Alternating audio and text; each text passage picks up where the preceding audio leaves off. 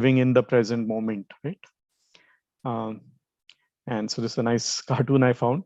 So it doesn't exactly mean this, like living in the present, but maybe it means something like this, right? So there's another nice graphic of, a person might be in a very pleasant and very harmonious surroundings, but with our mind full, as in not mindful, but mindful of other things, which could be stresses, which could be plans, tensions, and so on.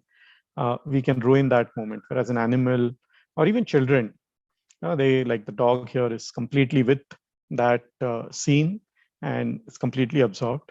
And children also are usually like that, at least till they are, younger and before education and gets the hold of them. They can be completely in the moment and fully involved with what they're doing. If they're playing, they'll be playing fully. Even if they're fighting, they'll be fighting fully, right? And even if they're crying, they'll be crying fully, right? So that's it comes very naturally. Mindfulness is not a new thing.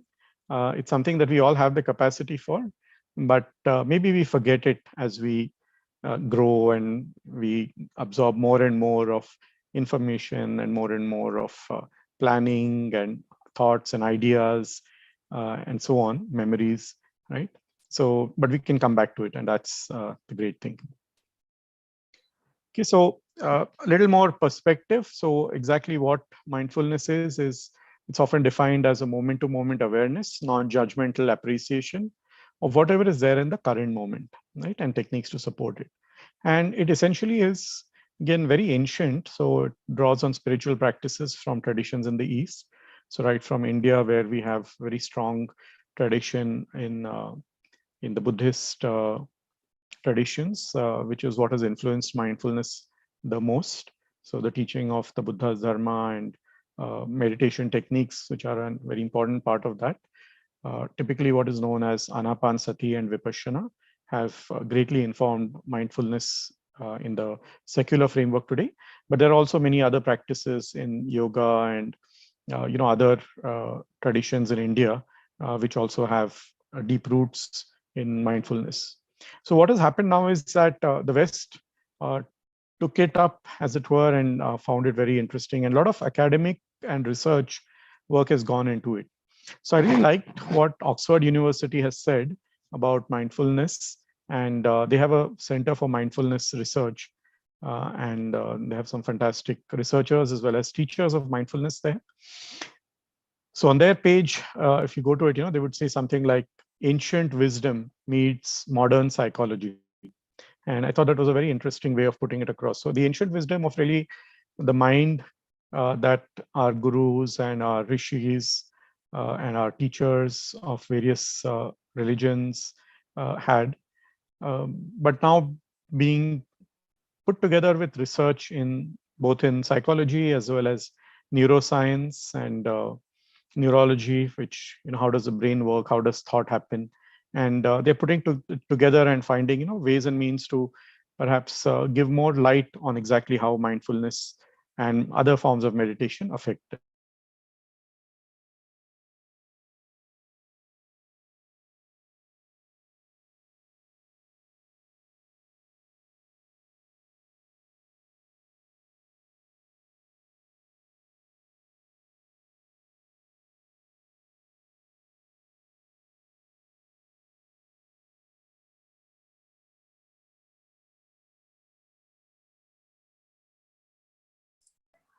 Not audible.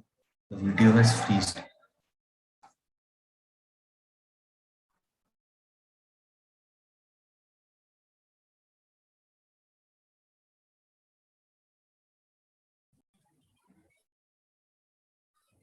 Yeah, sorry, I think I got disconnected. So I'll just come back.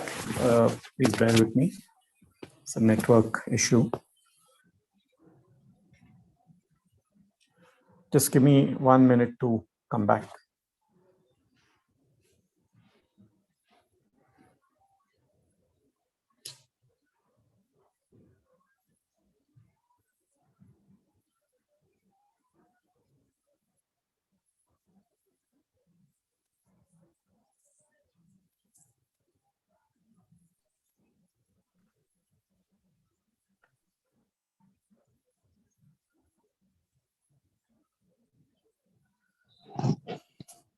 Okay. Yeah, sorry for that interruption.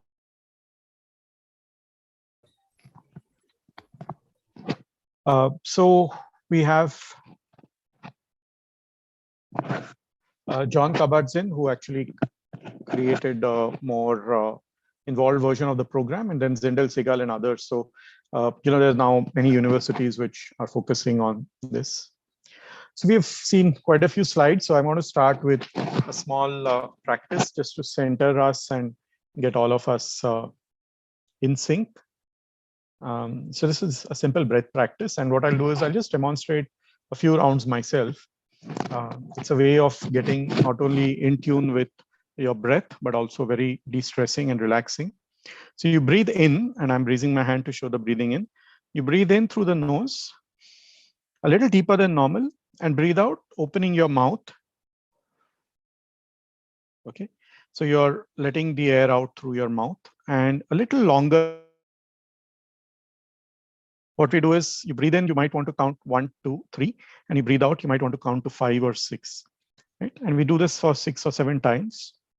And after that, just close your mouth, close your eyes, and breathe normally. Just observe the breathing, right? And we'll do it for about 3, 4 minutes. So now let's do it together. Breathe in as I raise my hand. Breathe out through the mouth.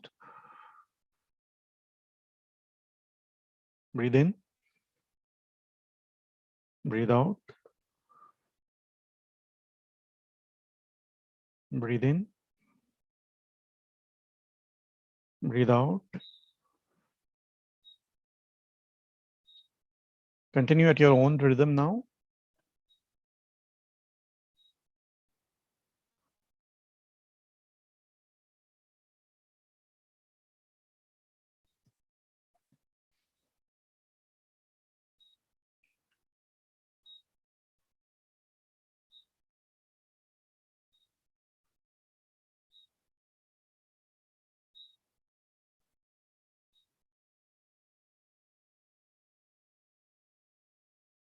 You can close your eyes and your mouth also now and just breathe through the nostrils.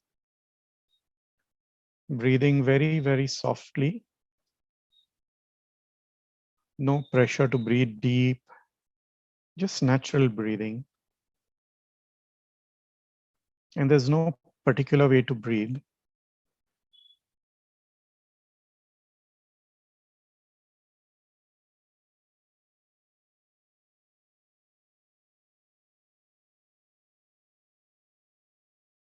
However, your breathing is absolutely fine.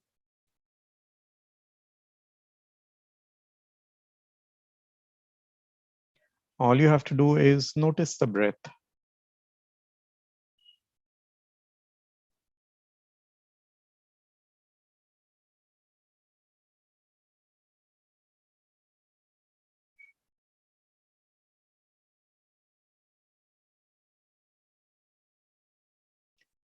Just let the natural breathing happen and you just notice it.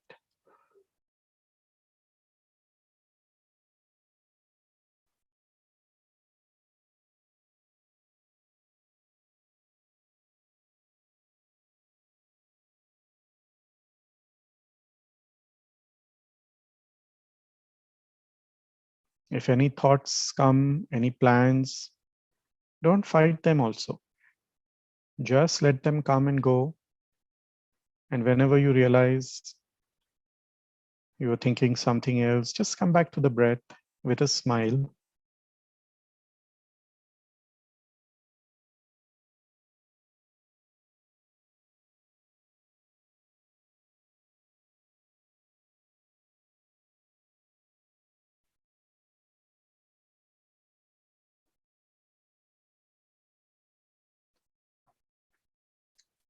About 2 minutes more.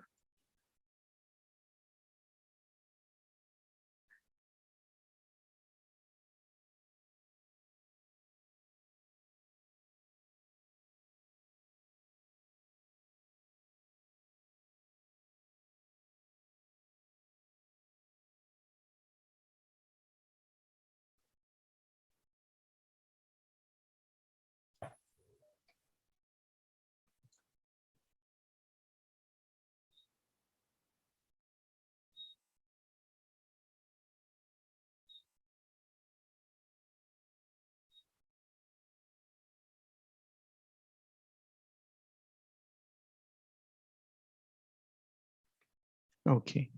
Once again, you can just feel your whole body sitting in the chair or wherever you're sitting. Just tune into sounds. You can move your fingers and your toes a little if you want, and open your mouth, open your eyes.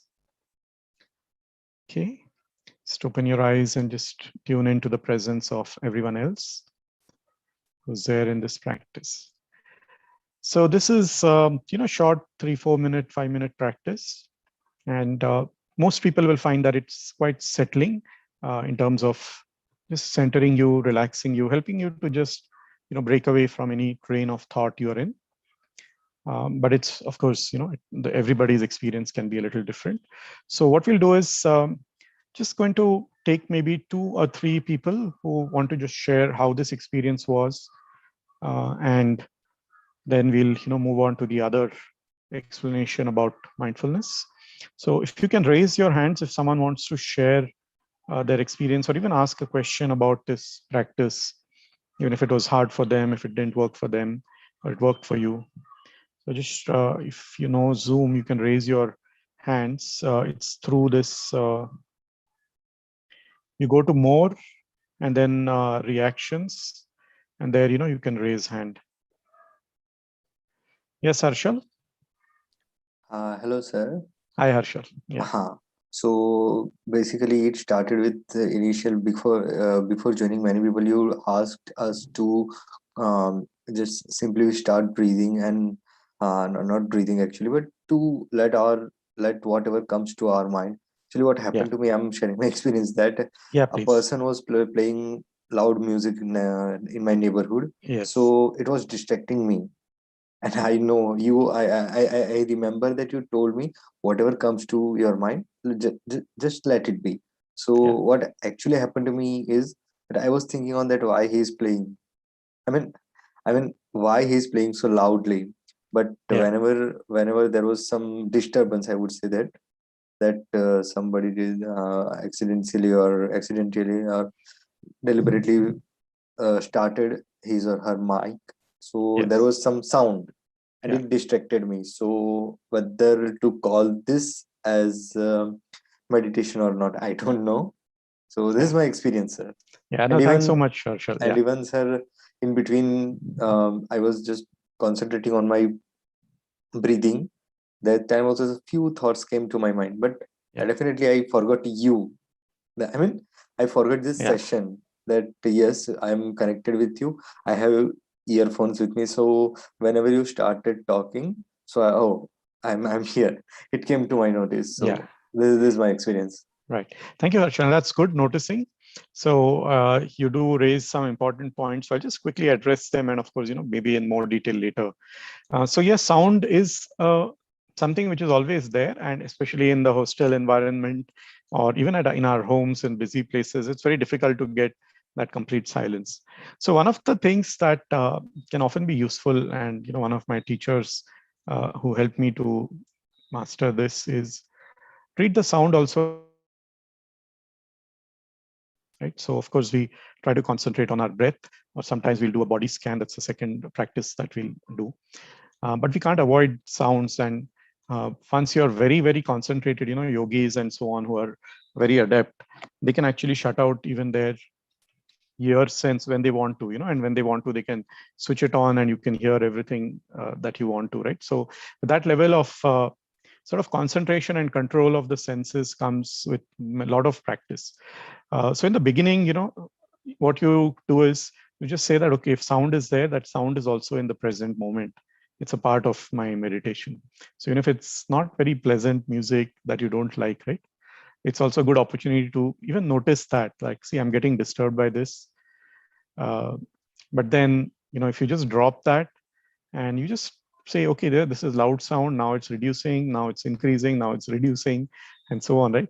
And that also is mindfulness. So meditation is not necessarily only one thing.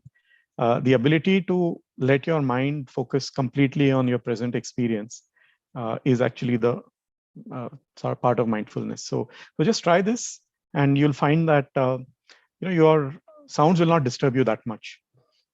because really we don't have that luxury in India. It's very difficult, especially, isn't it?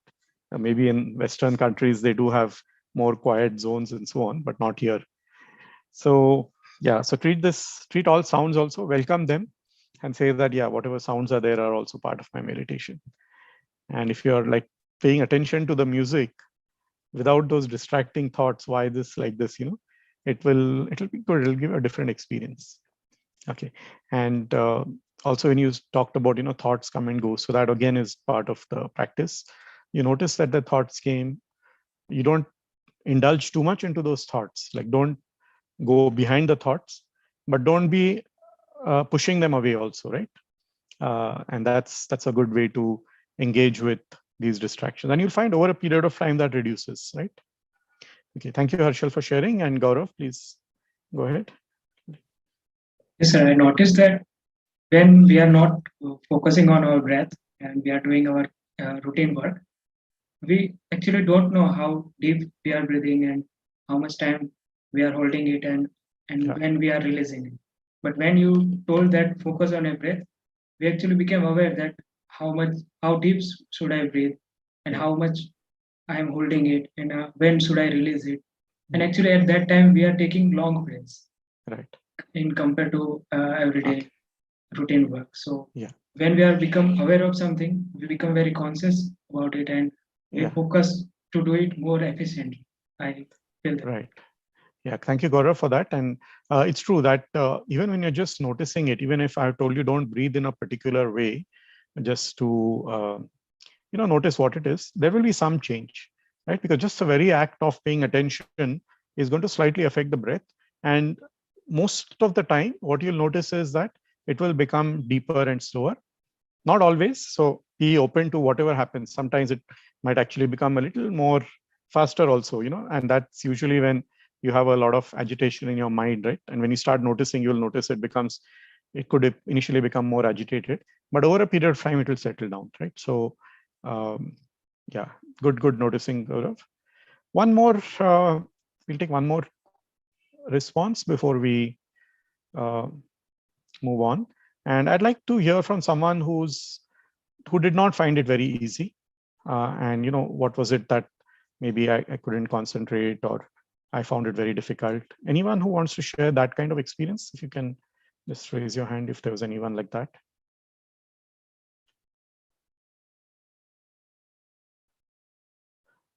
Okay, no one's raising their hand, but it's always possible. So even if you found that it did not work so well for you, most people would say that yeah, it was relieving. It was helps to just break the chain of thought, to concentrate on something neutral like the breath. But sometimes it could actually make people a little even agitated, and that's fine. It's all of these are short term, ups and downs. So even if that happens, don't give up.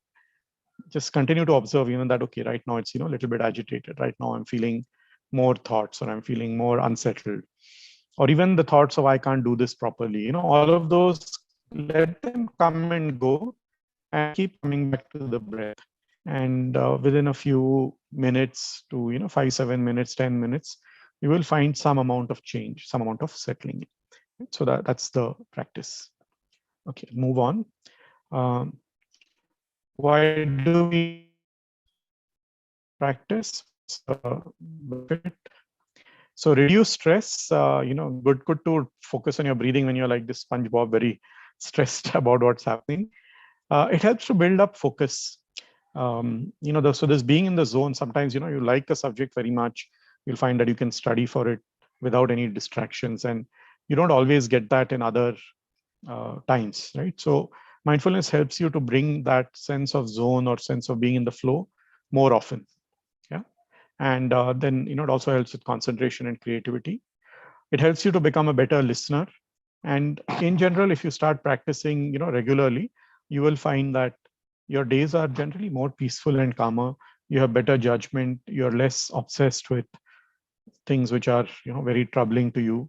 You're able to let go of, even if you had some difficulties with someone, you're able to let go of them once you've developed that capacity to just settle down, to switch off.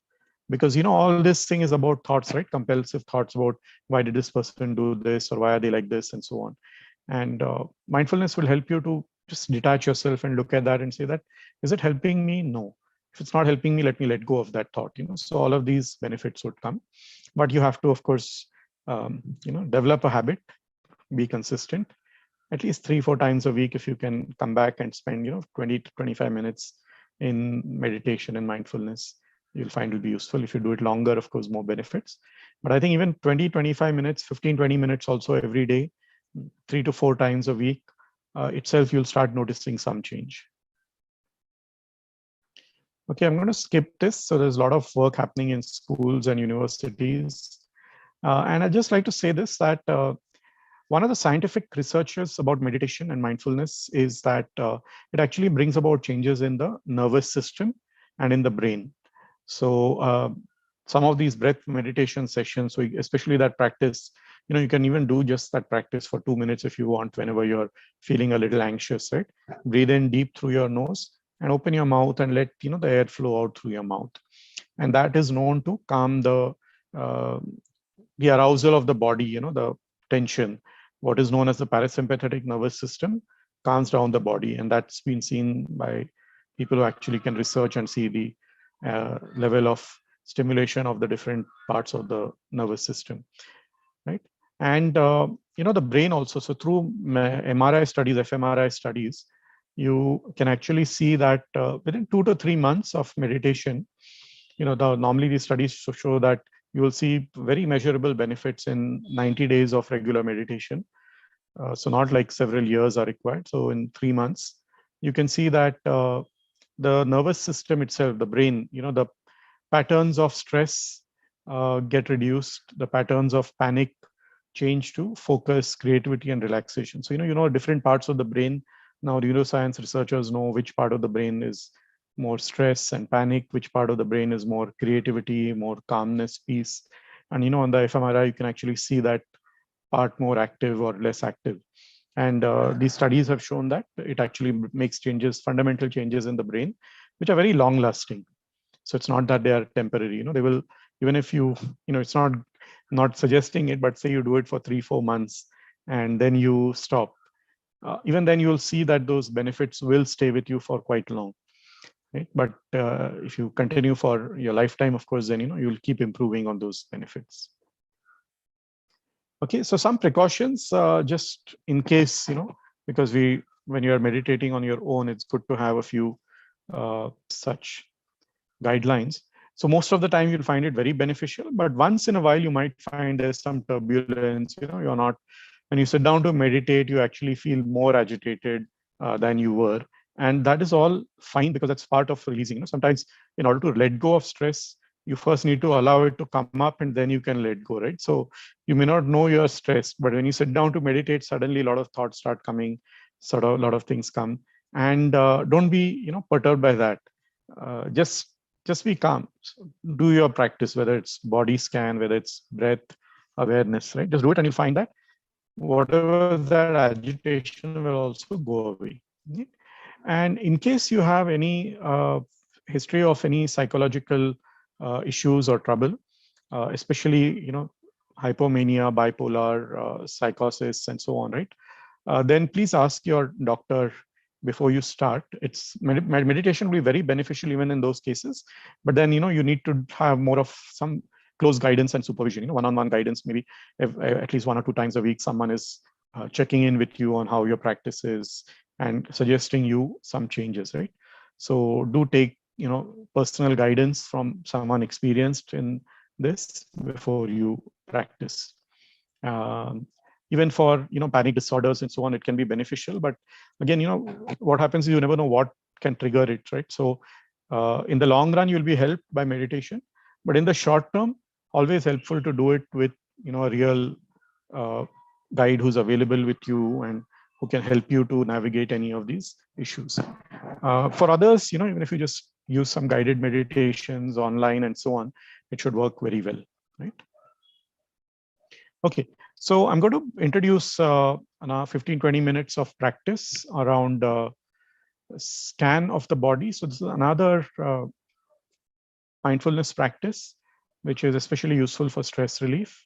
And you can let go of muscular tension. So the particular form I'll use, we'll use awareness of the body. We'll also use some simple suggestions, visualization of the breath, calming the body, some simple movements to let go of stress, right? And at the end of it, we'll notice both very relaxed, deep relaxation happens, and at the same time, you're alert, right? And then finally, a short 5-minute practice of visualization. So you can also use mindfulness to strengthen your capacity for compassion, gratitude, kindness, and so on. And let your mind flow naturally. So I'll be giving some suggestions. If you find it a little difficult to follow, don't stress that, okay, I can't follow this or so. Just let your mind, tune in. So don't think too much. Just allow your mind to get into the flow of the practice. Okay. So let's just practice that. And what I'm going to do is I will I'm going to stop the recording and then start again so that this file will be available separately. And if someone wants it, you can take it. I'll ask for it later on. So we are starting recording again. Okay. So once again, just tune in to how you're sitting. Just see, are you totally comfortable?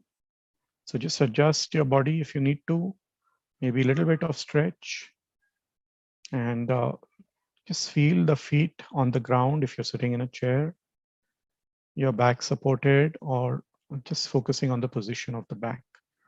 And we'll practice a few minutes of breath awareness. So once again, for 7-8 cycles, just breathe in deep through your nose, open your mouth and breathe out. 1:2 is a good ratio. So, count of 3 in, count of 6 out maybe, or 2 and 4 also, whatever works. So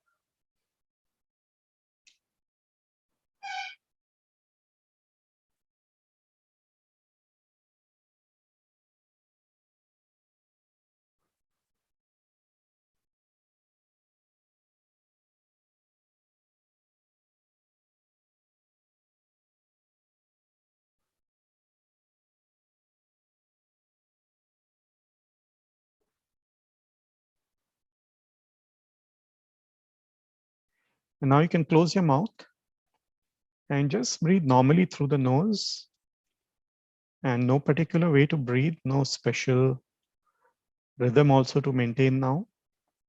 Just let the body find its own natural rhythm of breathing, and you just observe the breathing. And just know that the breath is coming in, going out. And it can be very helpful to have a half smile on your face. So like, just not even a full smile, maybe just a gentle smile that also helps to make it a little more calming.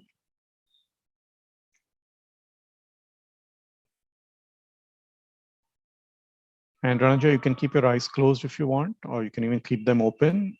Either way, there's no particular rule. Eyes closed is usually better in the beginning to feel more concentrated.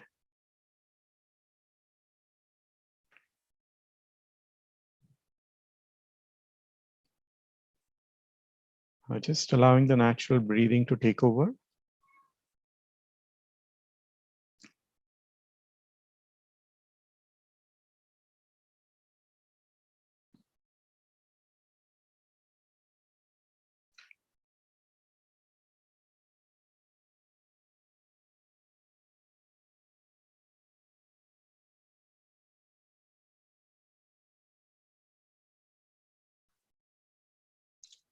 And again, a reminder, don't worry if thoughts came in, if you got distracted. Just come back to the breath whenever you realize that I got distracted. That's all.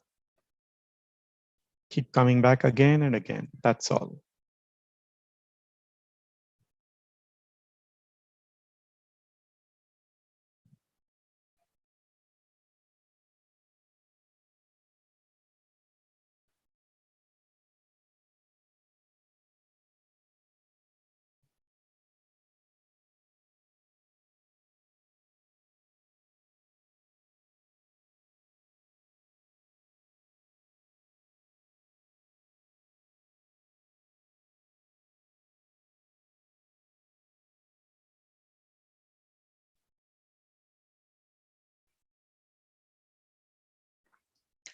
gentle attention, alert, and yet relaxed.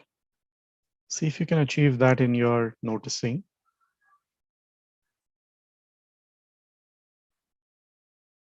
And Rajveer, if you're feeling sleepy, it's fine to keep your eyes open. Just concentrate on the breathing with your eyes open. That's also fine. Thank you.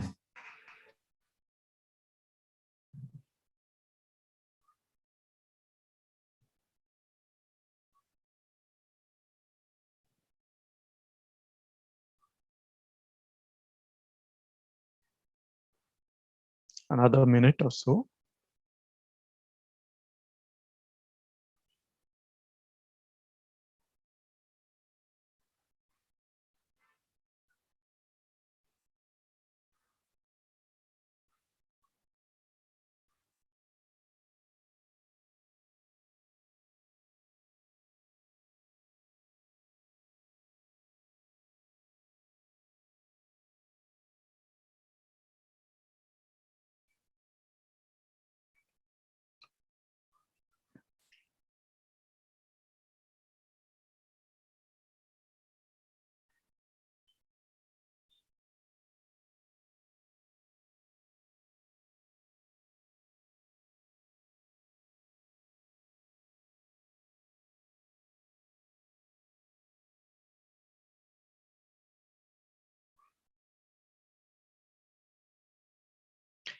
And now, just inviting your attention to your whole body.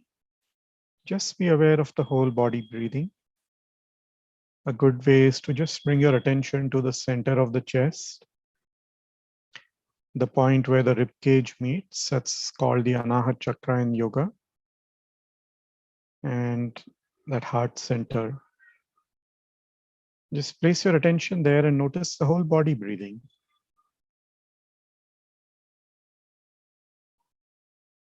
And what we'll do now is we'll do a body scan. Start with one part of the body and just allow it to relax and let go any tension that's stored there. So a lot of the tension actually gets, stored and recorded in the body. And this is a very nice way to let go that. So bring your attention to the top of the head, the scalp region. Just noticing what's there, what sensations are there, and suggesting that part of the body to relax. Coming to the temples and the forehead. And just notice if there's any frown that you've put there. If you have, just let it go. Letting go all tension there and relaxing. Bring your attention to your eyes, the muscles around the eyes, eyelids, and just tell them to relax. Come to the cheeks, ears, and the nose. Relax. Notice your lips, mouth and tongue, jaws. Sometimes there's some tension in the jaw. Simple way to let go is just open your mouth wide and close it, but not fully. And you'll notice some relief if there was any tension in the jaw. Come to the chin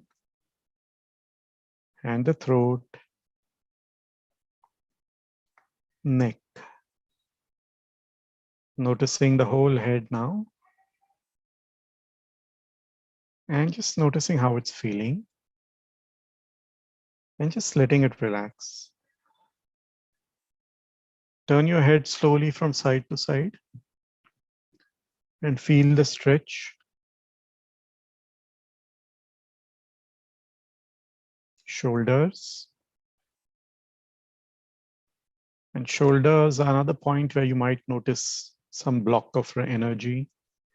Simple way to do is just rotate your shoulders over there only, roll it forward, roll at the shoulder backwards, up and down, and notice the relief.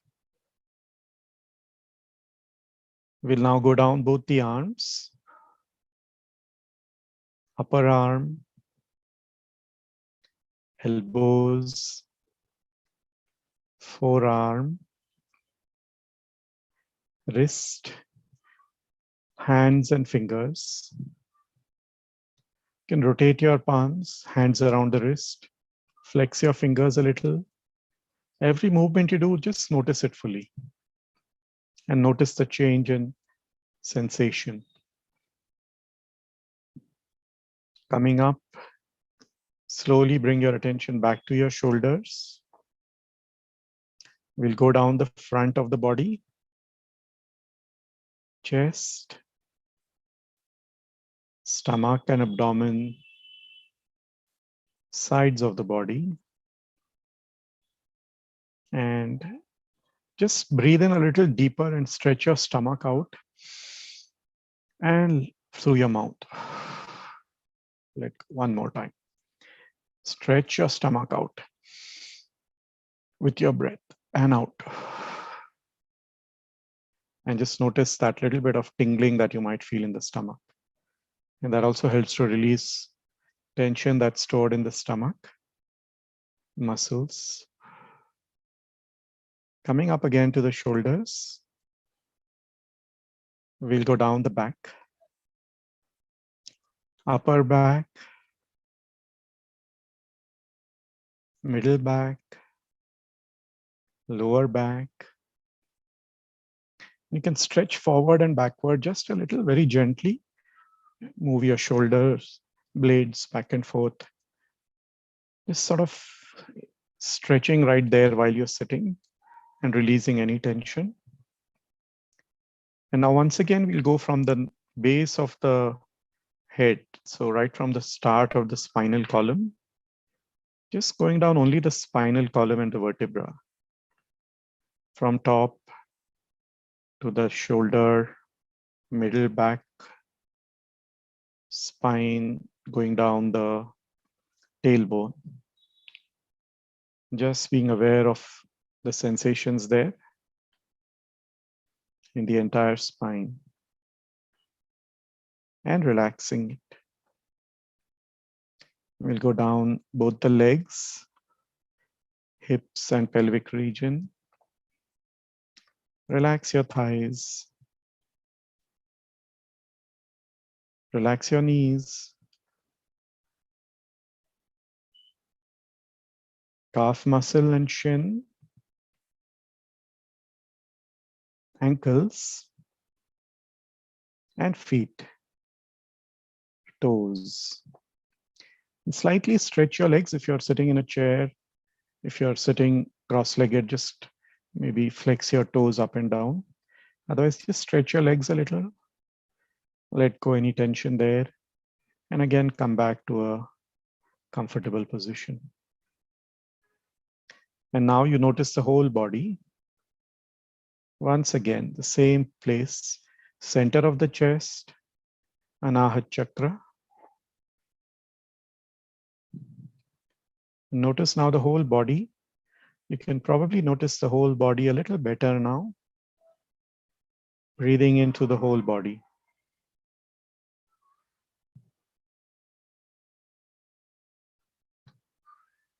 Your attention is centered in the chest, but you can feel the whole body perhaps. Breathing.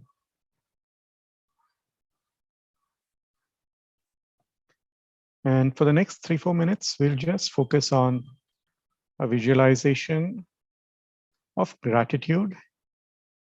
Just a sense of feeling very blessed for what we have. And just try and follow this imagination visualization to help. So just imagine your beach on the seashore.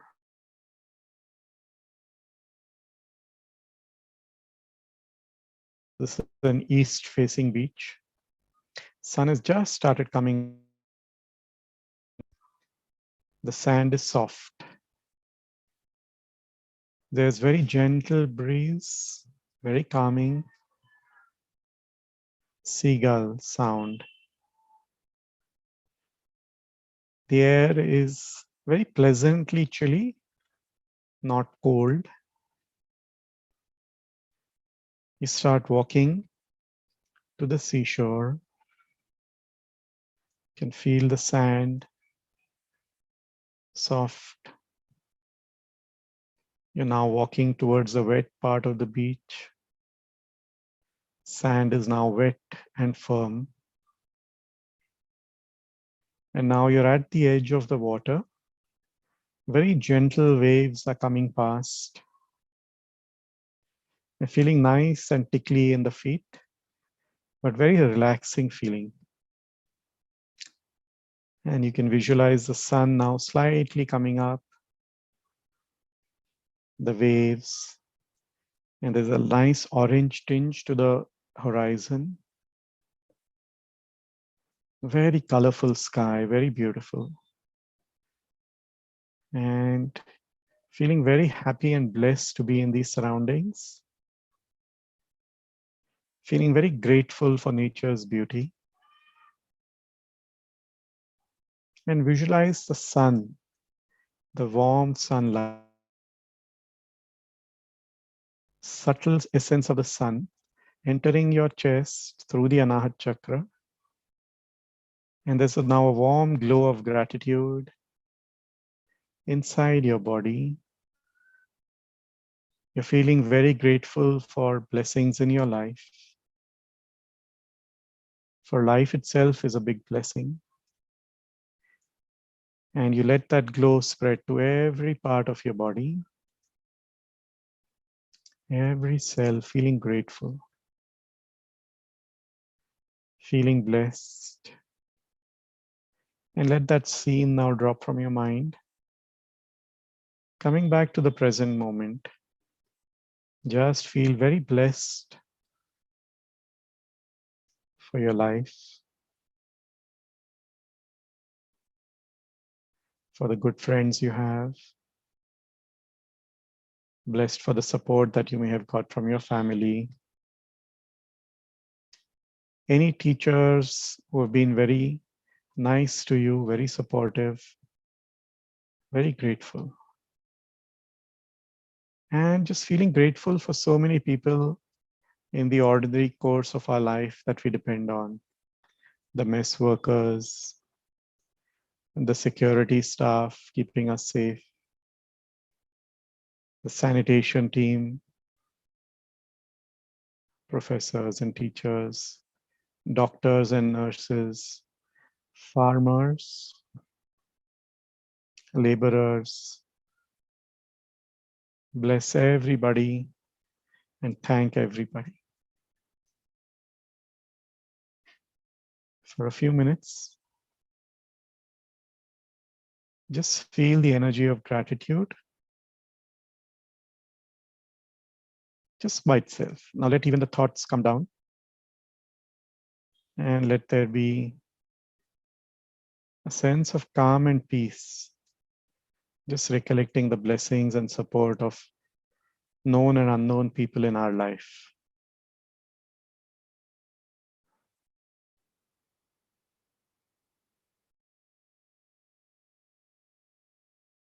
And just feel it in the body.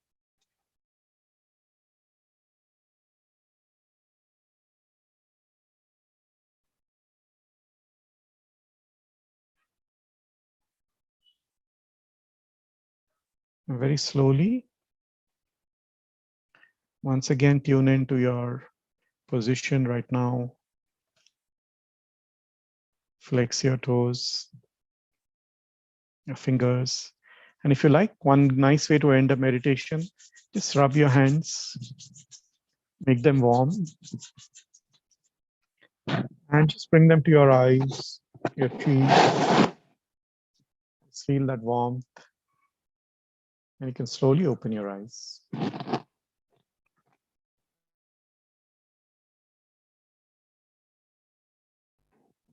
So this is 3 separate types of meditation that we've put together because they go nicely as a package, but you can also do them by themselves. First, then body scan, where we go step by step, different parts of the body, and just allow them to relax, supporting them in whatever way needed through movements or just suggestions. And finally, just take any one quality like gratitude, like compassion, and you can just use some thoughts, use some visualizations to support it, and just let that quality fill up your heart and your body and mind, right? And then slowly, you can just settle in, just come to a second part of it where you just feel it by itself without any thoughts and visualization also, right? Okay, so with that, I'm finished with just what I wanted to share in terms of the experience and a little bit of the theory.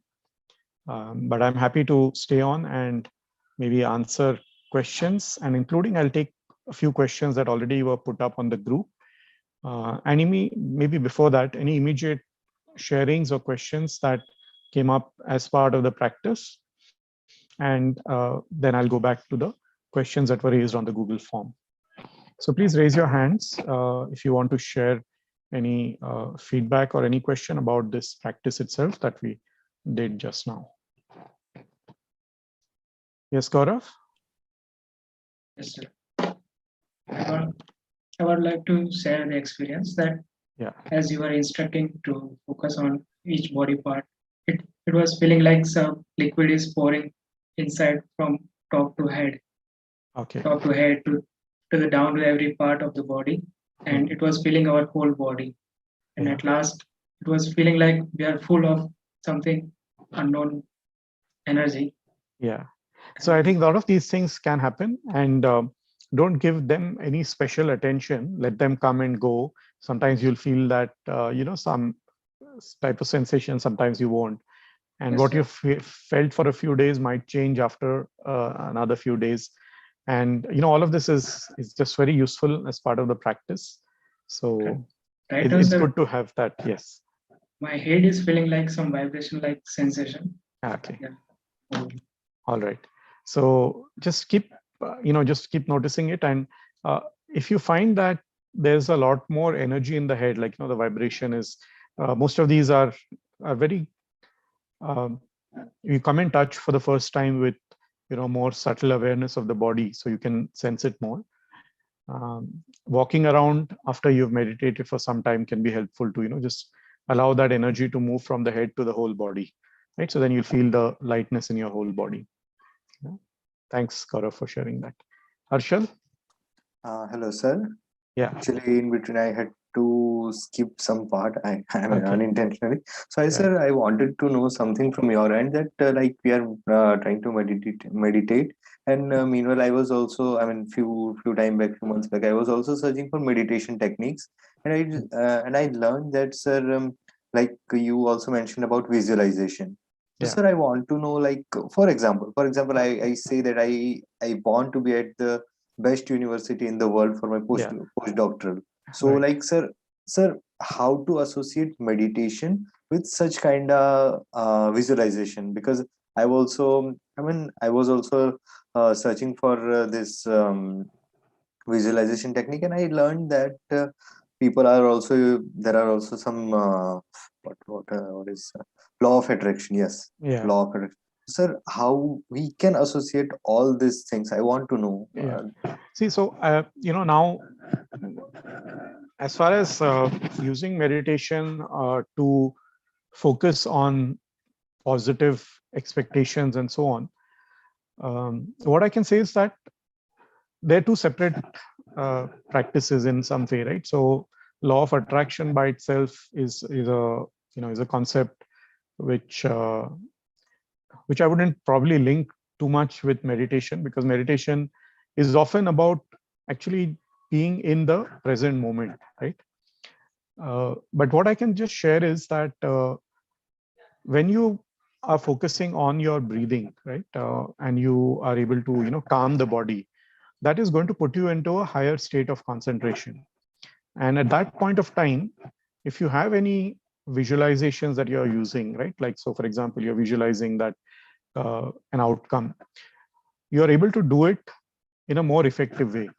Okay, you'll find that your visualizations become richer also. You can actually much better create that scene in your mind, paint all those pictures and so on. And you'll also find that sometimes there's a resistance and an anxiety that comes up, right? And you can use meditation also to reduce that sense of anxiety and resistance that comes up. uh, what I mean by that is, you might notice you're trying to visualize, and then some part of your mind is telling you, oh, no, no, that can't happen. It may not happen. What if it doesn't happen? And there's an anxiety. Now you become very sensitive. When you meditate, you become very sensitive to all these patterns. And then you can say, you can let go of that anxiety.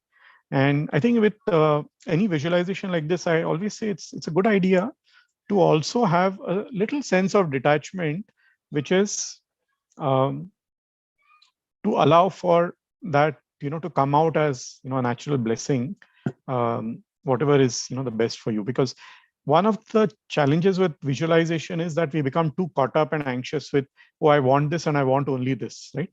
And that also is a barrier in a way. So you have to intend for positive things, because see, really, how does all these visualizations work?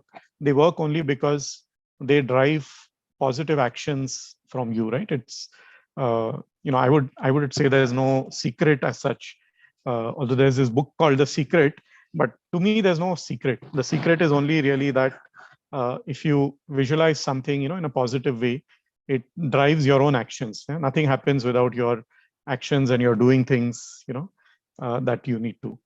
So with meditation, you can make that more real. You can convert that into, okay, what do I need to do in order to achieve this goal? What can I change? Yeah. And it also gives you the confidence to be patient, because sometimes we can give up too easily. And I think visualization make us feel more confident that despite all the ups and downs, right, in the long run, we can succeed in what we intend to do. So that's how it would help, right?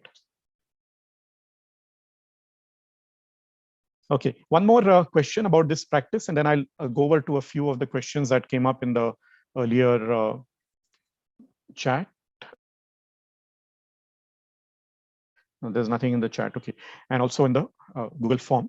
So anybody else wants to share? Anyone who found this meditation a little difficult, and found that it was not very easy to maybe do the visualization or to relax and so on?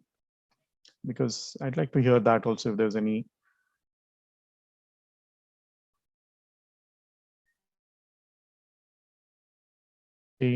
No particular.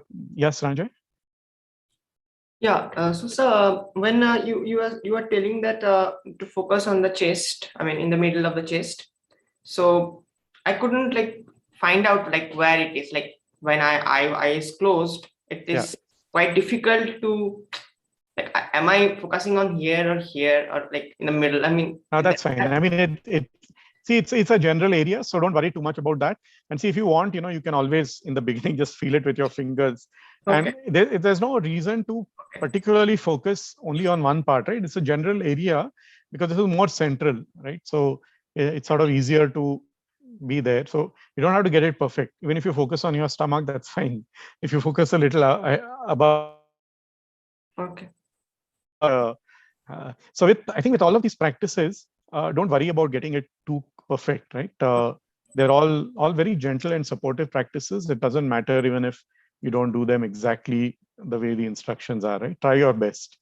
And like I said, if you just want to in the beginning, just feel, okay, which is the spot that, the soft spot just below. So just, the yoga center, chakra center, just a soft spot below where the ribs meet, right? That's considered to be like the heart center, and allows you to visualize more easily from that point, positive qualities like compassion and gratitude and so on. So that's why you do it.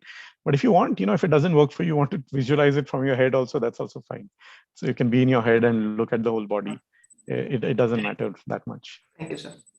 Yeah, thanks, Ranjay. Okay, so I think, if people want to leave, that's fine whenever, but I will take some time to just go through some of the questions that had come up, and feel free in the meantime if you want to raise any other point. So thank you so much for a lot of the sharings, even the stories. And I'm going to start taking 7-8 questions here, which of the many that came up. Okay, so one question was around how does one practice regularly? And the more than one person actually asked this, that it's very difficult to meditate and to establish a continuous practice of meditation. So what I can say, again, if it's very tough to do it every day and so on, right? We have busy lives, we are very occupied with our exams and assignments and so on. It's fine. Don't try to stress yourself that, oh, I didn't do it today and something wrong. Just set a general rule of, let me do it as often as I can, whenever I can, 3 to 5 times a week, even if it's not every day. Every day is very good, but in 3 to 5 times a week, you'll find that it will be very helpful. And also, if you can't do it it's helpful to do it at a fixed time, because then your body gets into and mind gets into a certain rhythm.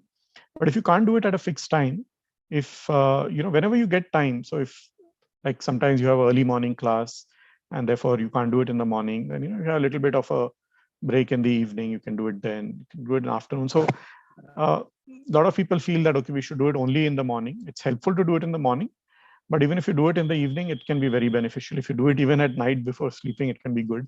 So just get into the practice of doing it consistently, and then automatically you'll find that you'll start establishing a routine of wanting to do it at particular times. And even after you establish that routine, if there's some other time where you think that you need that pause, you need that break, go ahead and do more than once. Spend 5-10 minutes between lectures, say, or if you're doing a lot of work on an assignment and you want to take a break, take a 5-minute break, and you'll find that just for observing the breathing will also help to calm down and recharge your mind a little bit, and so it can be a way of becoming fresh even without taking a nap and so on.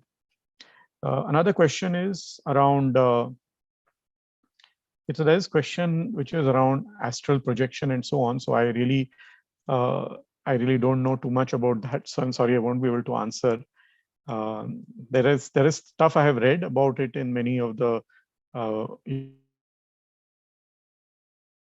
by people who say that this exists and so on, but I can't say I have experienced anything particularly like that, so I won't be able to answer either way whether it exists or doesn't exist. Another question, a related question, is on the Ashta Siddhis. Now, again, in the yoga path and in any of the traditional path, they do say that with meditation you get a lot of these siddhis or mental powers, and maybe they are, maybe they aren't. What I can just say is that even in these mainstream, it's generally advised not to get distracted by looking for siddhis, right? Because really the most important purpose of meditation is to be able to become happier, more peaceful, to be able to let go of things which are troubling you, your tensions, your suffering, and so on, right? And that is the most important, and not powers that you have and so on. So for example, there's a siddhi on, let's say, telepathy or communicating, right? Now you don't really need that because you have cell phones and everybody. What is the point in wasting your time and trying to do telepathy and mentally communicate with someone, right? It's probably more important to spend time just making your mind happier and more willfully peaceful, so full and calm whenever you wish it.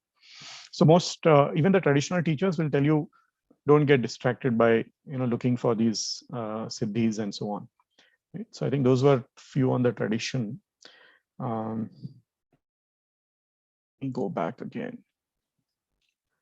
Okay, so one question on sounds, so distraction that happens. So I think, as we said initially, just try to make the sound a part of your meditation, right? By just saying that, okay, if I hear sound, then that is also a part of my meditation. Try to drop that feeling of, this is distracting, I should have silence. Because if you try to focus on something that is unrealistic, then you're making it more difficult for yourself. If you say that, okay, I can only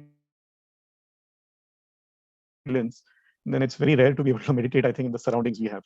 But whereas if you say that, okay, even if it's noisy, I can meditate because I'll, listen to the sound sometimes, I'll follow my breath sometimes. And you'll find more and more that you don't get distracted even by loud sounds. And, that helps you. How to overcome thoughts? Again, thoughts also, just treat them as not anything very, so don't force yourself to establish like a thoughtless state and so on, right? All that comes with, can come with very advanced practice. In the beginning, it's fine, thoughts come and go. Notice the thought, let it go. Don't engage with the thought. Don't try to push it away also.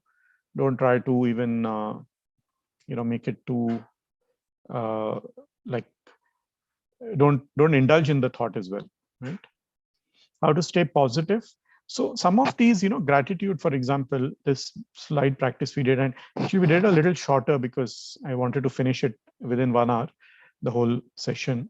Normally, if you practice some of these, right, kindness, compassion, gratitude, over a period of time, you will find that it changes your outlook, right? So, even just 1 week to 10 days of daily practice of just this gratitude, 5 minutes of visualizing gratitude, recollecting your blessings, thanking people, and you'll find that you're no longer that much frustrated by the ups and downs, or the downs actually, and you can focus more on the blessings in your life.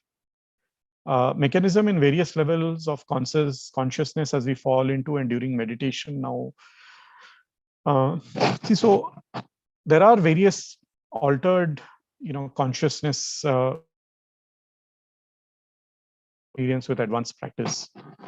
Generally speaking, the practices that we have done, they will help you to just achieve, a more calm and relaxed and alert state, right? So they are very safe in that sense.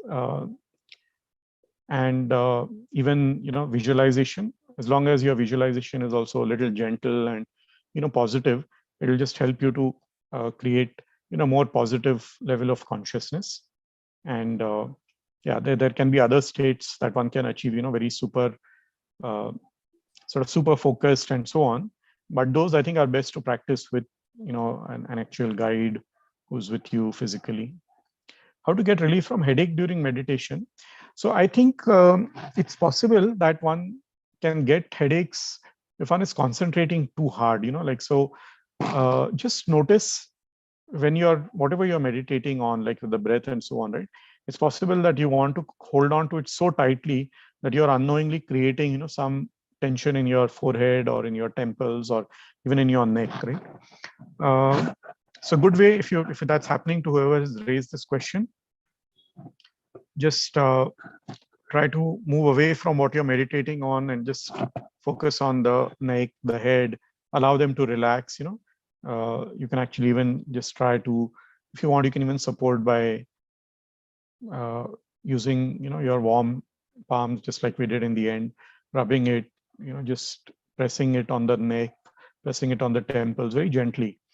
And you'll find that over a period of time, it should not happen too much. And, maybe another thing I could say is that if you find that it's still happening a lot, instead of sitting down and meditating, you can just try, we didn't, of course, talk about it in this session, but there are also walking meditation techniques where you try to,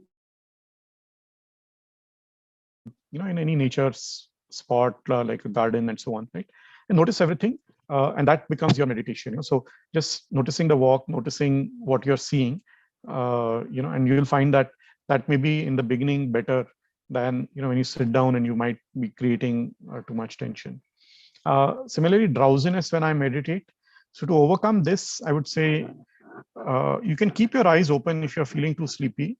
Just don't look around too much.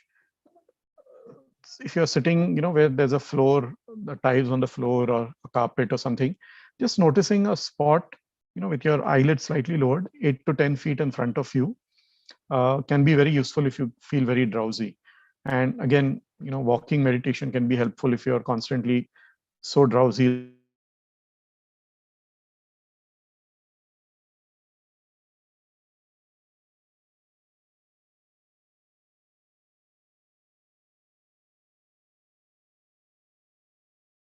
that you're not able to actually be alert. Relaxation technique is what we did, that can be used. And the breath meditation itself is like a relaxation technique. So you'll find that if you're able to, just be on the breath for some time, you'll find it calms down your body. How to structure our thoughts in a more, so there are a lot of these questions around how to deal with emotions and changing mood, how to structure our thoughts to be more organized, how to be able to focus and concentrate on things you don't like, right? So all of this, I think, if you're just take up any meditation practice, stick with it consistently for even 2-3 weeks, right? And my feeling is that it does bring about, in all of this, right? It will help you to become a little more better at some of these aspects. How long should one meditate to maximize benefits? See, I think given that, and the person also said that we have a lot of academic,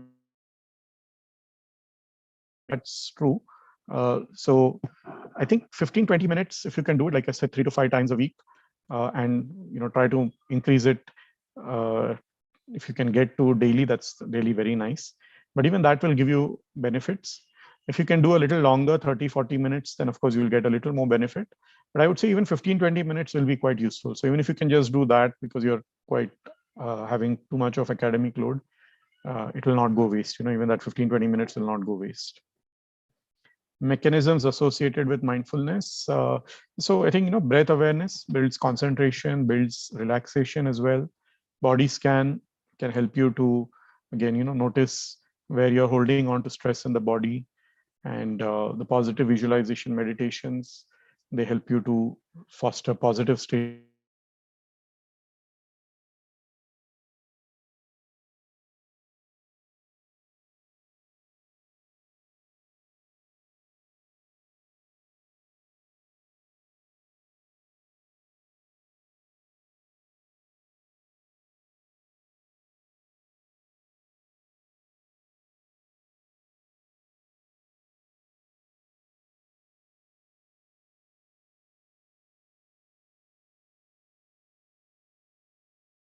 Of mind, how to overcome decision to.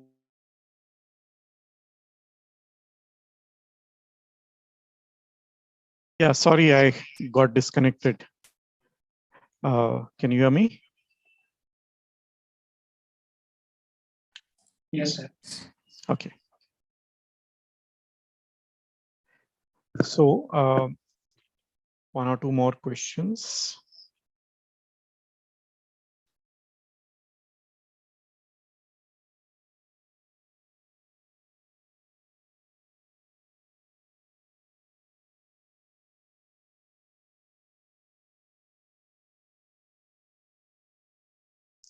Okay, so why mindfulness is awareness the ultimate aim?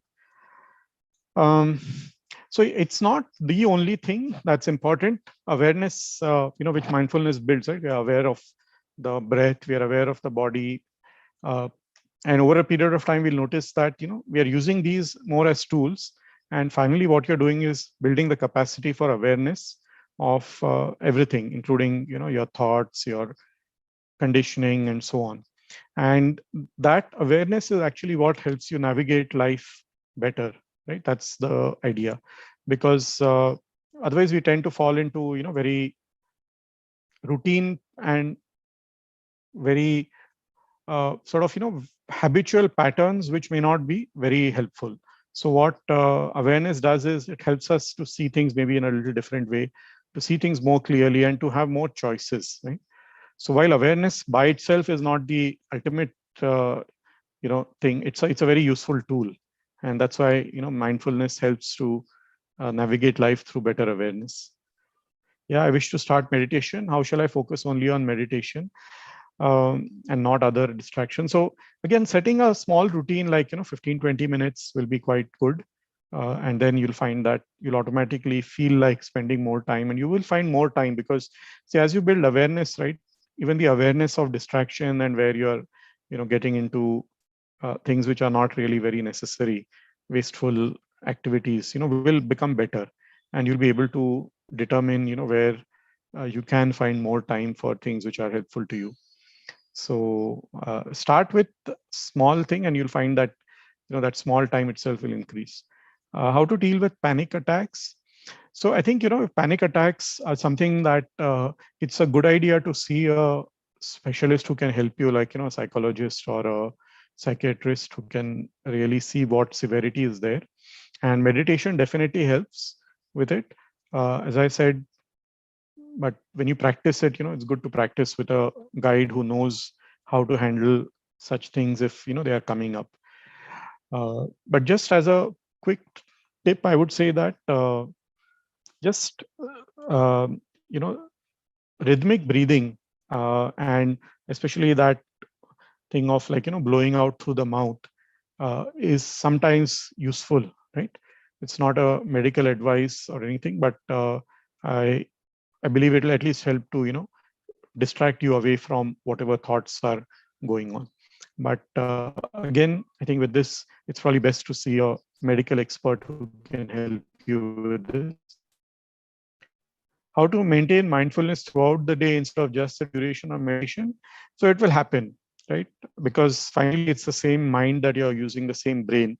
And once you have trained it in the context of sitting down for a meditation, you'll find that it'll work even later. So it will spill over to every activity, right? And not just meditation session itself. Mindfulness with respect to everything like eating, reading, or doing any task. Again, same thing.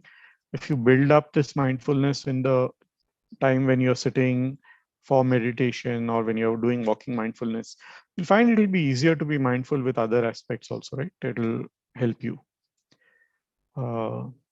Mood swings, again, all of this. If something that you think requires medical attention, should see a expert. Otherwise, you'll find that some of these will also come down. Okay, time management. Again, time management, there are specific techniques that you may have to use, but mindfulness will help you with the awareness of needing to focus on it and to pull yourself away when you find you're wasting time. Stress relief, definitely stress relief will come with any of these practices. Something about my own routine and my own journey. So was it period hard or it felt good always? So I would say, I definitely, there are ups and downs, both in terms of my own commitment. So it wasn't that I'm like perfectly consistent. And, there are times where even I find that I have slipped and so on. But overall, I think, it's been a very positive influence in my life. Something about mindfulness after a relationship. Yeah, so I think this, and or controlling anger. See, so all of these things, right? Where mindfulness helps is it's really helping you sort out your, things that you're holding on to, which you don't need to hold on to anymore. And the ability to say that this thought pattern is hurting me. Can I let go of it? And even giving you that power to realize that while you think that you cannot let go of something, actually your mind is strong enough to let go of things that are no longer serving you, that are no longer beneficial. So it's again, the awareness that gets strengthened. It allows you to become more, more adept at choosing what thoughts to keep and choosing what thoughts and what patterns of thinking to let go. Practicing mindfulness becomes very tough in a hostel lifestyle when you sleep and wake up at erratic times. Yeah, so whenever you get time, just do it, right? So maybe you can't do it early morning, like, because very few people wake up early morning in the hostel. So if you can't do it early morning, do it in the evening, right? Do it in the afternoon, wherever you get time. Uh, how do we connect mindfulness? Can we connect to the speaker? If yes, then how? Yeah, so I think you definitely can write to me.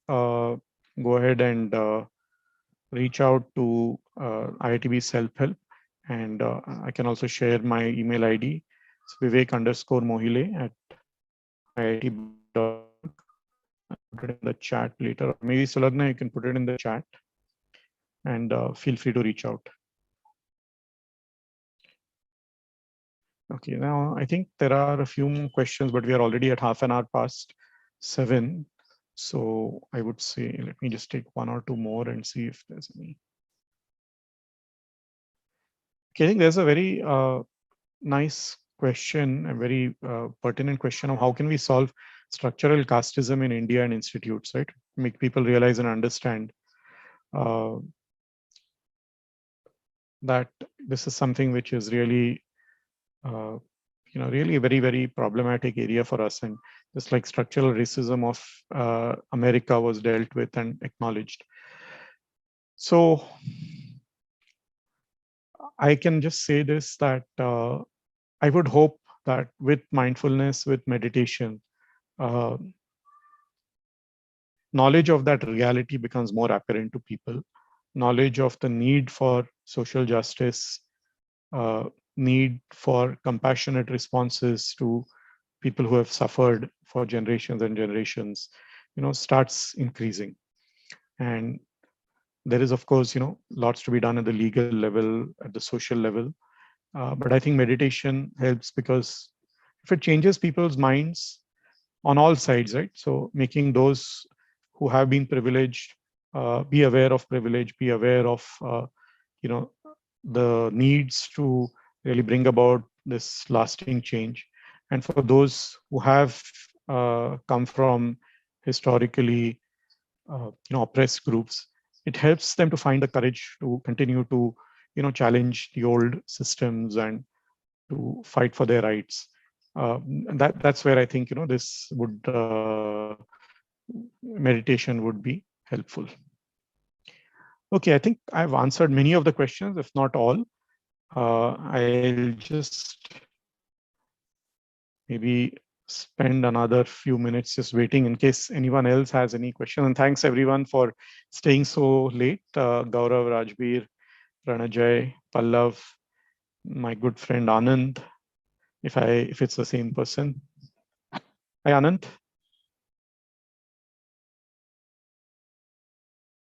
Okay, I don't know if they are there. So thank you, everyone. And it has been wonderful being with you today.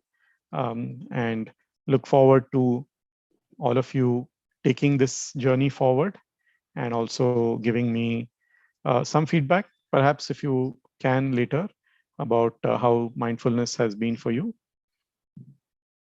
And also a request for the feedback has been already put by IITB Self-Help, Sulagna. So thanks a lot to Sulagna. She's been very, very dedicated to the cause of student wellness for the last, more than a year and a half. And Sulagna, do you mind sharing, your, maybe you can share your video for a few minutes so people can see you as well. And thank you for all the efforts that you're putting in towards student wellness. Yeah, so that's Sulagna. And, please reach out to her for any suggestion, any feedback.